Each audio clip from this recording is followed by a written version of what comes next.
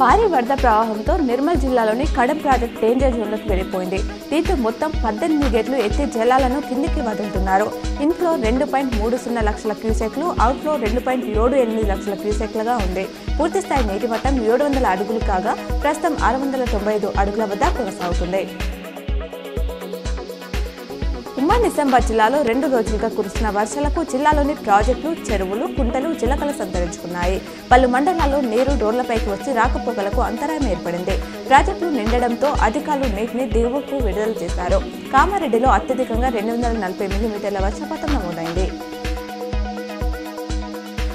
తెలంగాణలోని పలు జిల్లాల్లో ఇవాళ కూడా భారీ వర్షాలు కురిసే అవకాశం ఉందని హైదరాబాద్ వాతావరణ కేంద్రం తెలిపింది. నిర్మల్, కామారెడ్డి, నిజామాబాద్, సిరిసిల్ల, మెదక్, సంగారెడ్డి, వికారాబాద్, నారాయణపేట జిల్లాలకు ఎల్లో అలర్ట్ జారీ చేసింది. సాయంత్రం వరకు ఇళ్ల నుంచి బయటకు రావద్దని, జాగ్రత్తగా ఉండాలని మంత్రులు, అధికారులు హెచ్చరించారు. భారీ వర్షాలు, వరదల నేపథ్యంలో సహాయక చర్యలపై సీఎం చంద్రబాబు దృష్టి సారించారు. రాత్రంతా విజయవాడలోని వరద ప్రభావిత ప్రాంతాల్లో పర్యటించి బాధితుల సమస్యలను తెలుసుకున్నారు.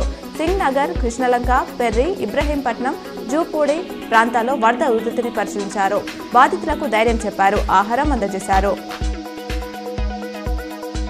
భారీ వర్షాలతో రాష్ట్రం అతలకుతలమైంది. రాష్ట్ర వ్యాప్తంగా వర్షాలకు 15 మంది మృతి చెందగా 5గురికి పైగా గల్లంతైనట్లు సమాచారం. ఖమ్మం, వరంగల్, నల్గొండ జిల్లాలో భారీ నష్టం వాటిల్లింది. ఖమ్మంలో 10 అడుగుల మేర వరద ప్రవహించడంతో కొన్ని భవనాలు మునిగిపోయాయి. తెలుగు రాష్ట్రాల్లో వరదల వల్ల జరిగిన నష్టాన్ని ప్రధాని Modi, Telangana CM Revanth, AP CM చంద్రబాబును అడిగి తెలుసుకున్నారు.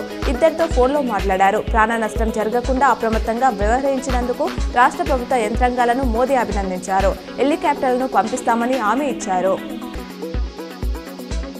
రాష్ట్రంలో మరో 2-3 రోజులు భారీ వర్షాలు కురిసే అవకాశం ఉన్నందున ప్రజలు అప్రమత్తంగా ఉండాలని హరీష్ రావు సూచించారు. అనుకోని విపత్తులో ఎంతో మంది ప్రాణాలు కోల్పోవడం బాధాకరమన్నారు. వారి కుటుంబాలకు ₹25 లక్షలు, గాయపడ్డ వారికి ₹5 లక్షల పరిహారం ప్రకటించాలని ప్రభుత్వాన్ని ఎక్స్లో డిమాండ్ చేశారు. శ్రీరామ్ సాగర్ ఎగువ ప్రాంతంలో భారీ వర్షాలు కురుస్తున్న సందర్భంగా ప్రాజెక్టుకు వరద ప్రవాహం పోటెత్తుతుంది. ప్రస్తుతం 64,000 క్యూసెక్ల ఇన్ఫ్లో రావడంతో ప్రాజెక్టు పూర్తిస్థాయి నీటి మట్టం 80 టీఎంసీలకు గాను 65 టీఎంసీలకు చేరుకుంది.